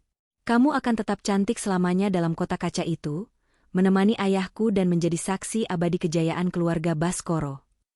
Arini mulai menggerakkan tangannya yang terikat rantai di belakang kursi dengan sangat hati-hati dan perlahan, agar tidak menimbulkan suara gemerincing yang mencurigakan. Ia mencoba menjangkau pisau lipat pemberian Ibu Ratna yang ada di saku gaunnya. Jemarinya meraba kain sakunya yang sempit, menarik pisau itu keluar dengan susah payah sambil menahan napas dalam-dalam. Ia mulai mencoba memotong tali kain yang membalut pergelangan tangannya sebelum rantai itu. Ia bekerja dengan cepat namun waspada, mengabaikan rasa perih luar biasa saat mata pisau itu sesekali mengiris kulitnya sendiri di tengah kegelapan di balik punggungnya. Tiba-tiba, terdengar suara ledakan kecil yang cukup keras dari arah atas menshan, disusul oleh suara teriakan para pelayan dan kekacauan yang pecah di lantai atas. Danu tersentak kaget, wajahnya yang tadi tenang berubah menjadi merah padam karena amarah yang meluap. Apa itu? Siapa yang berani mengganggu malam suci dan ritual agung ini? Ibu Ratna yang tadinya hanya berdiri diam dengan kepala tertunduk, tiba-tiba mengangkat wajahnya dan berdiri tegak dengan berani di depan pintu masuk bunker yang terbuka. "Itu adalah akhir dari kegilaanmu, Danu. Aku tidak lagi takut padamu. Aku sudah berhasil menghubungi polisi dan wartawan media nasional melalui ponsel rahasia sejak Arini masuk tadi. Mereka sedang menuju ke sini bersama Hendra yang ternyata berhasil meloloskan diri dari orang-orangmu." Danu tertawa terbahak-bahak mendengar ucapan ibunya.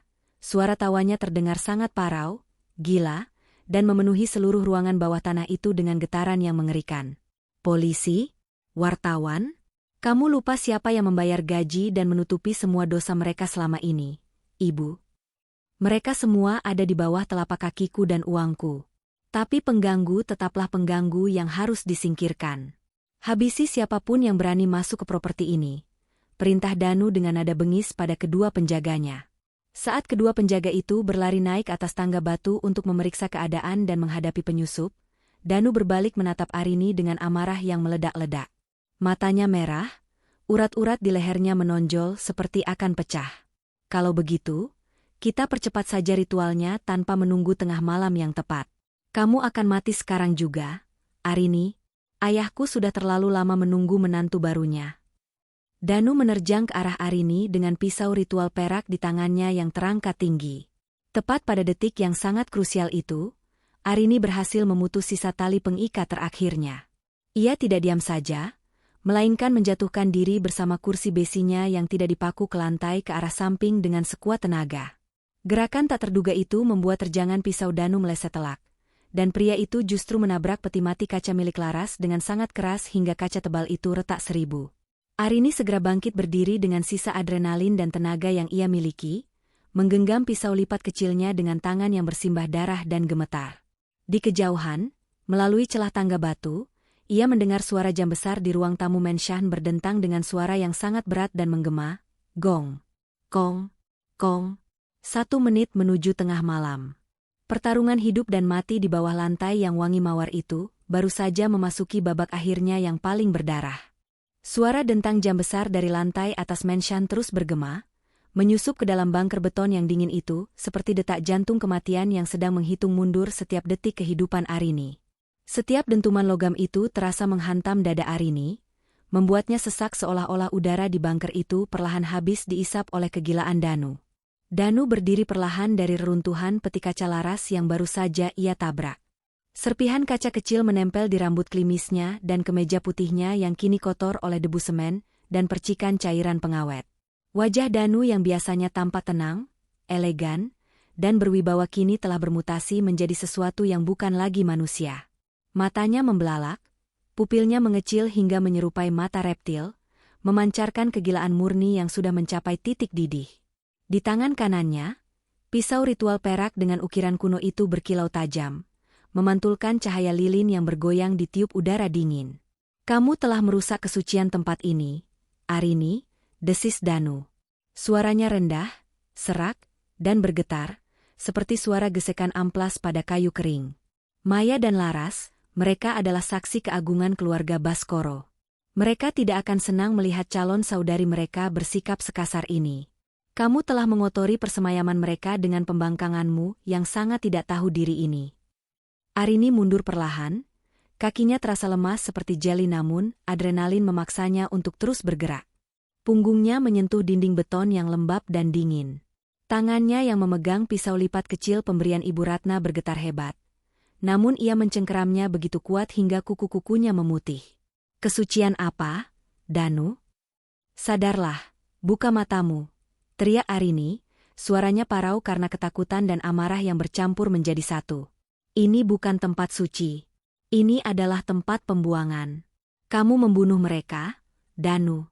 Kamu mengawetkan mereka seolah mereka adalah boneka pajangan. Mereka punya orang tua yang menangis setiap malam di Jakarta karena kehilangan mereka. Kamu bukan sedang menjaga tradisi, kamu sedang memelihara iblis di dalam kepalamu sendiri." Danu tertawa, sebuah tawa kering yang meledak di ruangan bawah tanah itu, menciptakan gema yang mengerikan di setiap sudut bunker. "Iblis? Tidak, Arini. Ini adalah bentuk tertinggi dari pengabdian seorang anak. Tanpa tumbal-tumbal cantik ini, bisnis keluarga kita akan runtuh dalam semalam. Ayahku mengatakannya setiap malam melalui bisikan di dinding-dinding ini. Dia menunggumu, Arini. Dia bilang menantu ketiganya haruslah yang paling berani, dan kamu adalah mahakarya yang akan menyempurnakan koleksiku di bawah lantai mawar ini." Danu menerjang lagi dengan kecepatan yang tidak terduga, melompat di atas meja altar. Arini menghindar ke samping, menjatuhkan diri ke lantai yang penuh kelopak mawar kering yang tajam. Ujung pisau ritual Danu berhasil mengiris bahu kirinya, merobek kain gaun hitamnya dan meninggalkan luka sayat yang panas dan berdarah. Arini mengerang kesakitan, namun ia tidak berhenti. Ia menendang sebuah meja kecil berisi vas bunga mawar ke arah kaki Danu. Danu tersandung sejenak, memberikan Arini waktu beberapa detik untuk merangkak menuju pilar beton besar. Namun, pintu tangga di atas tiba-tiba dibanting terbuka dengan keras. Salah satu pengawal Danu yang tadi naik, kini terjatuh berguling ke bawah tangga dengan wajah hancur bersimbah darah. "Tuan, ada penyusup. Pria dengan luka bakar itu, dia menghabisi teman-teman saya di atas." "Hendra." Arini merasakan setitik cahaya harapan di tengah kegelapan ini. Hendra masih hidup dan sedang berjuang. Namun, kabar itu justru membuat Danu semakin murka.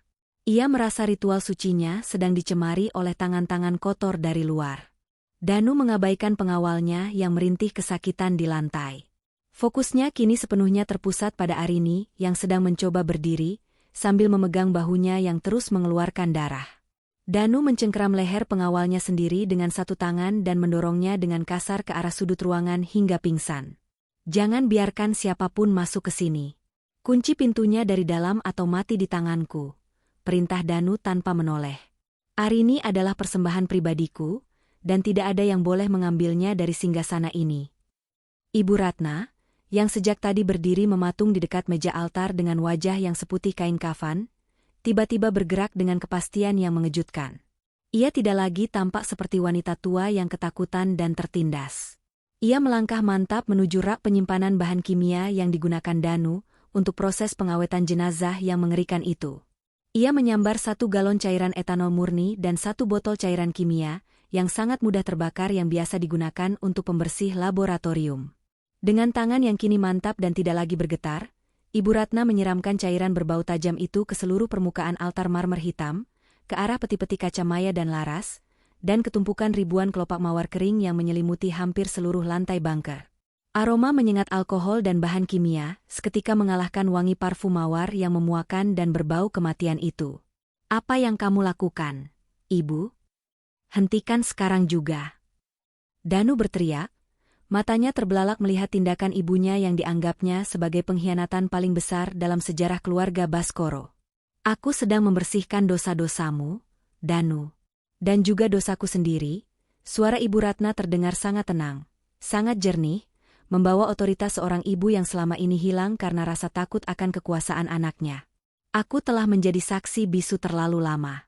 Aku membiarkanmu membunuh Maya. Aku membiarkanmu melenyapkan Laras karena aku pikir aku bisa melindungimu dari jerat hukum. Tapi ternyata, aku justru membiarkanmu masuk ke dalam neraka yang lebih dalam di dunia ini. Aku tidak akan membiarkan Arini menjadi korban ketigamu. Tidak malam ini." Ibu Ratna mengambil sebuah lilin besar yang menyala dari atas altar. Cahaya api itu memantul di matanya yang kini penuh dengan air mata penyesalan yang mendalam. "Jangan mendekat, Danu. 1 langkah saja kamu maju ke arah Arini, aku akan menjatuhkan lilin ini dan tempat ini akan menjadi krematorium bagi kita semua." Danu membeku di tempat. Ia menatap ibunya dengan tatapan yang sangat kompleks, antara tidak percaya, benci, dan sisa-sisa ketergantungan seorang anak pada ibunya. "Ibu sudah gila? Kamu akan membakar semua kekayaan kita? Kamu akan membakar ayah? Ayahmu sudah lama mati dan membusuk, Danu. Yang kamu ajak bicara di dinding itu hanyalah hantu dari egomu yang sakit." Ibu Ratna menoleh sedikit ke arah Arini yang terengah-engah di sudut ruangan. "Lari, Arini. Gunakan pintu darurat di balik lemari besi itu." Hendra sudah berada di sisi lain tembok, dia sedang mencoba mendobrak dari luar. "Lari dan jangan pernah menoleh ke belakang. Teruskan hidupmu." Tepat saat jarum jam menyentuh angka pukul 12.05 malam, Ibu Ratna melihat Danu mencoba menerjangnya dengan liar untuk merebut lilin itu. Dengan satu gerakan cepat dan penuh keberanian, Ibu Ratna menjatuhkan lilin itu ke lantai yang sudah basah oleh etanol dan cairan kimia. Wus! Api biru kemerahan langsung berkobar dengan suara menderu yang dahsyat yang memekakan telinga. Api itu menjalar dengan sangat cepat, melahap kelopak mawar kering yang seketika menjadi bahan bakar yang sempurna. Dalam hitungan detik, api sudah menyambar kain-kain bludru mahal di sekeliling peti mati kaca. Asap hitam pekat mulai memenuhi ruangan bunker yang pengap dan sama sekali tidak memiliki ventilasi itu. Danu berteriak histeris, sebuah teriakan yang lebih mirip raungan binatang buas yang terjebak dalam perangkap api. Ia tidak mencoba menyelamatkan dirinya sendiri atau ibunya. Ia justru berlari ke arah peti mati Maya yang mulai dijilat api, mencoba memadamkan api dengan tangan kosongnya yang mulai melepuh. "Tidak. Jangan sekarang. Ayah, maafkan aku. Aku akan menyelamatkan mereka, Ayah." Arini tidak menyia-nyiakan kesempatan emas yang diberikan Ibu Ratna. Sambil menahan perih luar biasa di bahu kirinya yang terus mengucurkan darah, ia berlari menuju lemari besi penyimpanan kimia di sudut ruangan. Sesuai instruksi terakhir Ibu Ratna, ia mendorong lemari berat itu dengan seluruh tenaganya yang tersisa, didorong oleh insting bertahan hidup yang sangat kuat. Di baliknya, terdapat sebuah pintu besi kecil yang sudah tua dan sangat berkarat. Arini memasukkan kunci perak pemberian Laras yang ia bawa, jemarinya yang gemetar dan bersimbah darah berjuang memasukkan kunci ke lubangnya yang sempit. Ia memutarnya dengan paksa hingga terdengar suara logam yang patah di dalam mekanisme kunci, namun pintu itu akhirnya terbuka dengan suara berderi tajam. Klak! Di balik pintu itu adalah terowongan sempit yang pengap dan berdebu. Arini merangkak masuk dengan sisa tenaganya, Merasakan panas api di belakangnya mulai menyengat kulit punggungnya yang hanya tertutup kain tipis. Dari dalam bunker, ia mendengar suara ledakan botol-botol kimia dan teriakan Danu yang semakin tidak manusiawi, bercampur dengan suara Ibu Ratna yang merapalkan doa. Saat Arini berhasil merangkak keluar dari ujung terowongan yang tembus ke sebuah gudang tua di taman belakang Mensham, ia disambut oleh udara malam yang dingin dan sangat segar yang terasa seperti mukjizat. Sesosok pria dengan wajah yang lebam, mata yang satu membengkak, dan baju yang robek-robek menariknya keluar dari lubang itu dengan kasar namun penuh kasih sayang. Arini, kamu selamat, nak? Kamu tidak apa-apa? Itu Hendra. Ia memegang sebuah linggis besar yang sudah bengkok dan sebuah senjata api yang ia rampas dari penjaga Danu. Aku baru saja mau meledakkan tembok ini dengan tabung gas jika kamu tidak muncul. Arini jatuh ke pelukan Hendra. Tangisnya pecah seketika di bahu pria itu. Ibu Ratna, dia masih di dalam. Hendra, dia membakar semuanya untuk menyelamatkanku. Dia sengaja tinggal di sana agar Danu tidak bisa mengejarku. Hendra menatap dengan wajah tegang ke arah bangunan utama Mensham yang kini mulai mengeluarkan asap hitam pekat dari sela-sela ubin perpustakaan di lantai 1. Tanah di bawah kaki mereka bergetar hebat saat suara ledakan kedua yang lebih dahsyat terdengar dari kedalaman bunker bawah tanah. Kita tidak bisa kembali masuk ke dalam sana, Rin. Api itu sudah terlalu besar dan struktur tanahnya mulai tidak stabil. Lihat itu. Dari arah pintu utama Mensham, para penjaga Danu yang tersisa lari berhamburan keluar dengan wajah penuh ketakutan, menyelamatkan diri masing-masing tanpa memedulikan majikan mereka. Tak lama kemudian, sosok yang sangat mengerikan muncul dari balik kepulan asap di pintu depan yang besar. Itu Danu. Pakaian pengantinnya yang mewah sudah hangus dan compang-camping. Sebagian kulit wajah dan lengannya melepuh merah dan hitam, namun ia masih berjalan dengan kaku, menggenggam jam saku emasnya yang sudah menghitam terkena asap. Di tangan lainnya, ia masih memegang pisau ritual perak itu dengan kuat. Ia melihat Arini dan Hendra di kejauhan di bawah cahaya lampu taman.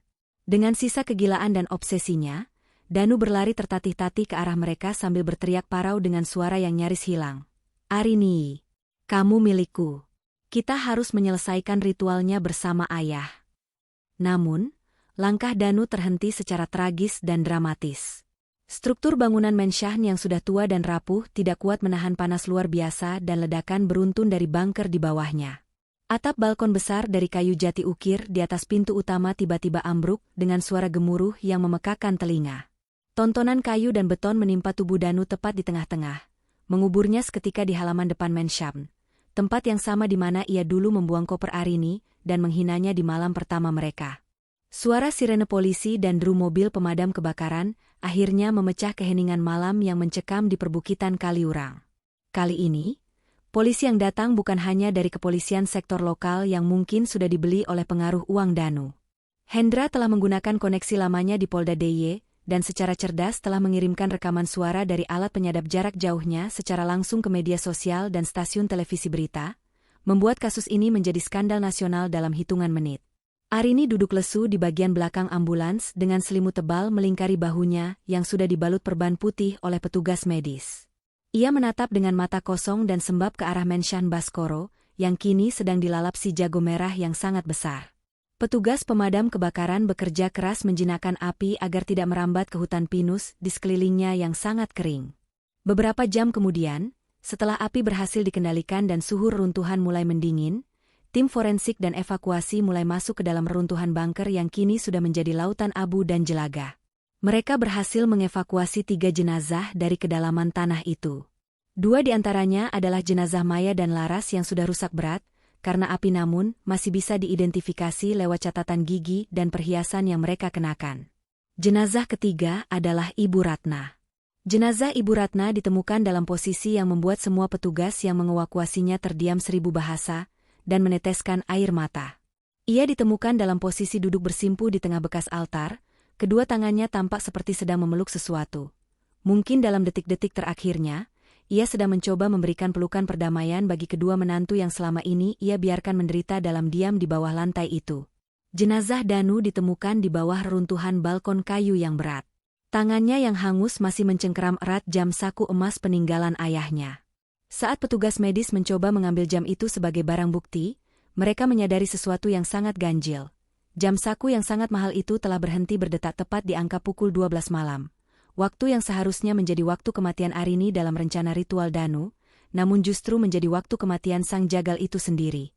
Hendra mendekati Arini yang masih membeku, menyerahkan tas kecil milik Arini yang berhasil ia selamatkan dari bagasi mobil sebelum kekacauan terjadi. Semua sudah benar-benar berakhir. Arini, bukti-bukti di dalam bunker mungkin banyak yang hangus, tapi rekaman video dan audio yang aku ambil lewat drone mini dan alat penyadap sebelum aku tertangkap sudah lebih dari cukup untuk memenjarakan seluruh orang suruhan Danu dan mengungkap tabir gelap keluarga Baskoro ke seluruh penjuru dunia. Arini menatap matahari yang mulai terbit perlahan di balik puncak gunung Merapi yang megah. Cahayanya yang kemerahan menyinari reruntuhan Mensyahn yang kini hanya tersisa tembok-tembok hitam yang merana. Ia merasakan sebuah beban raksasa yang menindih jiwanya selama berbulan-bulan sejak pernikahan itu akhirnya terangkat. Meski ia tahu luka di hatinya mungkin takkan pernah benar-benar pulih sepenuhnya. Ibu Ratna adalah pahlawan yang sebenarnya dalam hidupku, bisik Arini lirih dengan suara yang bergetar. Tanpa keberaniannya membisikkan rahasia itu di malam pertama, dan tanpa pengorbanan nyawanya malam ini, aku hanyalah tumpukan daging tanpa nyawa yang terkunci di dalam kotak kaca itu. 6 bulan telah berlalu sejak malam berdarah yang mengubah seluruh garis takdir hidup Arini selamanya. Ia kini tinggal di sebuah kota kecil yang tenang di pesisir utara Jawa, jauh dari bayang-bayang pegunungan Kaliurang yang dingin dan berkabut. Ia telah mengganti namanya secara legal dan kembali melakukan profesi yang paling ia cintai, mengajar di sebuah sekolah dasar kecil di tengah desa nelayan yang bersahaja. Arini sama sekali tidak mengambil sepeser pun dari harta kekayaan Danu yang tersisa di bank atau properti lainnya. Baginya, setiap rupiah yang berasal dari Baskoro Group berbau mawar busuk dan kematian yang mengerikan. Semua aset Danu telah disita oleh negara untuk menutupi kerugian para mitra bisnisnya yang tertipu dan sebagian besar diserahkan sebagai santunan bagi keluarga Maya dan keluarga Laras, setelah melalui perjuangan hukum yang sangat panjang dan melelahkan oleh Hendra dan tim pengacaranya. Suatu sore yang cerah, saat Arini sedang duduk di tepi pantai sambil melihat murid-muridnya bermain bola plastik dengan riang, ia menerima sebuah paket kecil tanpa nama pengirim yang jelas. Di dalamnya terdapat sebuah kunci perak yang sudah dibersihkan secara profesional dari noda darah dan debu api.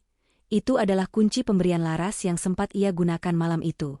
Bersama kunci itu, ada secari kertas dengan tulisan tangan Hendra yang tegas. Kunci ini tidak lagi bertugas membuka pintu kematian bagi siapapun.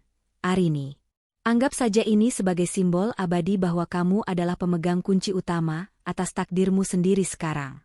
Jam saku Danu sudah lama mati dan terkubur, tapi waktumu baru saja benar-benar dimulai. Hiduplah dengan sangat bahagia, demi Ibu Ratna, Maya, dan Laras yang kini sudah tenang di sana. Arini tersenyum tipis, sebuah senyuman tulus yang kini benar-benar sampai ke matanya dan menghapus sisa-sisa kesedihan di sana. Ia bangkit berdiri, berjalan perlahan menuju bibir pantai yang berombak, dan dengan sekuat tenaga melemparkan kunci perak itu sejauh mungkin ke dalam gulungan ombak laut Jawa yang biru menderu. Ia melihat kunci itu berkilau indah sejenak tertimpa sinar matahari sore, sebelum akhirnya tenggelam, dan menghilang ditelan kedalaman air yang luas. Ia menarik napas panjang, menghirup aroma garam laut yang asin dan udara terbuka yang segar, bukan lagi aroma parfum mawar yang memuakan dan menyesakkan dada. Ia tahu, bayangan malam pertama yang mengerikan itu mungkin akan sesekali muncul dalam mimpi buruknya sebagai pengingat masa lalu, tapi ia tidak lagi merasa takut. Ia telah selamat dari neraka di bawah lantai mawar, dan ia siap menyongsong fajar-fajar berikutnya dengan kepala tegak dan hati yang bebas. Di kejauhan, suara tawa anak-anak nelayan yang lugu terdengar sangat riuh. Arini melangkah dengan ringan menghampiri mereka untuk bergabung dalam permainan. Ia bukan lagi Arini si pengantin malang. Ia adalah wanita yang telah berhasil menaklukkan kegelapan dan menulis ulang takdirnya sendiri dengan tinta keberanian.